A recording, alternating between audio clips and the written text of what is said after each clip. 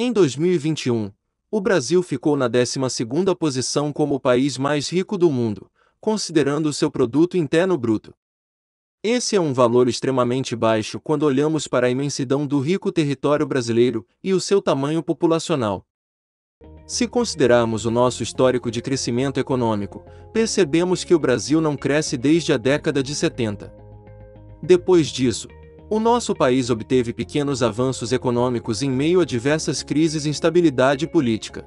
Para entender melhor um dos fatores negativos que levam o Brasil a se desenvolver tão lentamente, devemos olhar para a localização geográfica do nosso continente e para os nossos vizinhos. A leste temos o Oceano Atlântico com o continente africano logo à frente, que é o continente mais pobre do mundo. No norte temos o Caribe, no oeste o Oceano Pacífico, e ao sul apenas gelo. Aqui temos um problema pois o continente sul-americano e principalmente a sua parte sul, está distante das principais zonas econômicas mundiais. Europa, Ásia e os Estados Unidos. Quando olhamos para a economia sul-americana, os nossos números são alarmantes. Se calculamos o PIB dos países sul-americanos sem o Brasil, e comparamos, veremos que ele é quase a metade do valor do PIB do estado americano da Califórnia, menor que o do estado do Texas, e países como França e Itália.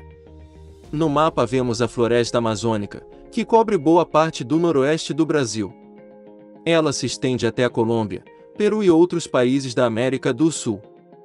Aqui moram cerca de 38 milhões de habitantes em uma área de 7,8 milhões de quilômetros quadrados. É o bioma com menor densidade demográfica do Brasil. A oeste temos as Cordilheiras dos Andes, uma vasta cadeia montanhosa formada por um sistema contínuo de montanhas ao longo da costa ocidental da América do Sul. Ela se estende da Patagônia, percorre aproximadamente 8.000 quilômetros até a Venezuela. É a maior cadeia de montanhas do mundo em comprimento, e em seus trechos mais largos chega a 160 quilômetros do extremo leste a oeste. Sua altitude média gira em torno de 4.000 metros. Tanto as Cordilheiras dos Andes como a floresta amazônica impactaram significativamente na forma que o nosso continente foi ocupado. Esse mapa mostra os pontos de luzes das cidades sul-americanas à noite. As maiores densidades populacionais se encontram nos litorais, com imensas outras áreas menos povoadas. Esse é o mesmo mapa à noite, só que é na Europa, África, Ásia e América do Norte. Mas, o que esse mapa nos mostra? Ele nos mostra que o Brasil está de costas para a América do Sul, e a América do Sul está de costas para o Brasil. Em 2021, os maiores parceiros comerciais do Brasil foram a China e os Estados Unidos, e só depois a Argentina, que é o maior parceiro comercial sul-americano do nosso país. A 9.000 quilômetros de viagem Atlântico acima, está os Países Baixos com um volume de 9,3 bilhões de dólares comercializados com o Brasil. Um pouco a mais dos 7 bilhões de dólares comercializados com o Chile, que está a só 3.000 quilômetros do nosso país. Os outros países sul-americanos somados corresponderam a só 15 bilhões de dólares das importações e exportações brasileiras. No total, os nossos vizinhos só têm participação de 6,7% do nosso comércio exterior. Um percentual extremamente baixo quando observados outras regiões do planeta. Esse é o Rio Danúbio, o segundo rio mais extenso da Europa. Ele nasce na Floresta Negra na Alemanha e corta a Europa de oeste a leste, passando ou fazendo fronteira com diversos países até desaguar no Mar Negro, no seu delta na Romênia.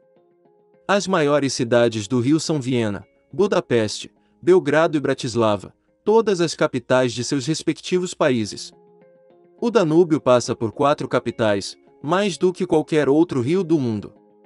Com o corredor sétimo da União Europeia, o Danúbio é uma importante via de transporte, desde a abertura do canal Reno-Meno-Danúbio. O rio liga o porto de Roterdã e os centros industriais da Europa Ocidental com o Mar Negro, e também através do canal Danúbio-Mar Negro com o porto de Constança. O Rio das Pérolas, também conhecido pelo seu nome chinês Zhujiang, é um extenso sistema fluvial no sul da China. Ele é famoso por atravessar Guangzhou e formar um grande estuário aonde se localizam importantes cidades da Ásia. Aqui fica 3 dos portos mais movimentados do mundo. Grandes rios navegáveis e estuários são fundamentais para o desenvolvimento de uma região, já que eles facilitam a integração econômica. Quando voltamos para o nosso continente, encontramos 2 grandes estuários. O estuário do Rio da Prata, criado pelo desague das águas dos rios Paraná, Uruguai e do Oceano, formando sobre a costa atlântica da América do Sul uma triangular de 290 quilômetros de largura. Às suas margens ficam cidades importantes como Buenos Aires e Montevidéu, e constitui uma das mais traficadas hidrovias da América do Sul. No continente sul-americano existem grandes bacias hidrográficas, porém o seu potencial hidroviário é pequeno. Na medida em que não há muito investimento na área, como ocorre com o transporte rodoviário. Mas esse é só um dos problemas. Note que a grande parte dos nossos rios apresentam dificuldade de navegação por serem rios de planaltos e rios de planícies, ou estão longe dos principais centros industriais como o Rio Amazonas. Assim como no Rio da Prata, o Rio Amazonas tem um grande estuário, porém ele é pouco utilizado economicamente. Espero que tenha ficado claro para todos aqui, como a ausência de grandes hidrovias e grandes estuários dificultam o nosso desenvolvimento. Aqui temos Hong Kong, localizado na costa sul da China. Segundo o Banco Mundial, ela é a 36ª maior economia do mundo, sendo a região menos restrita do planeta. Hong Kong é basicamente livre de taxas, bem diferente do Brasil. Ela é muito popular entre os turistas, que chegam do mundo todo para ver a cidade brilhante e animada. Na Europa, fica a cidade de Londres, a capital da Inglaterra. Ela é uma das maiores e mais importantes cidades do mundo, com uma enorme variedade de atrações para os visitantes, bem como um forte atrativo para quem viaja a negócios. Dubai no Oriente Médio e Nova York na América do Norte seguem a mesma linha. Agora vamos para o nosso continente sul-americano, para que vocês possam entender a minha analogia. Na Argentina temos a cidade de Buenos Aires, a capital daquele país.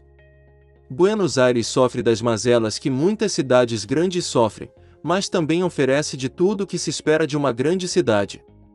Mas, o que Dubai, Londres, Nova York, Hong Kong e Buenos Aires têm em comum? Elas são as cidades mais visitadas por turistas dos seus respectivos continentes. Porém, a diferença do número de visitantes entre as cidades mais visitadas dos outros continentes, para a sul-americana, é chocante. Rio de Janeiro. Ela é a segunda colocada como a cidade sul-americana mais visitada. Tanto Buenos Aires como Rio de Janeiro só ocupam a posição 89º e 94º respectivamente, como as cidades mais visitadas do mundo.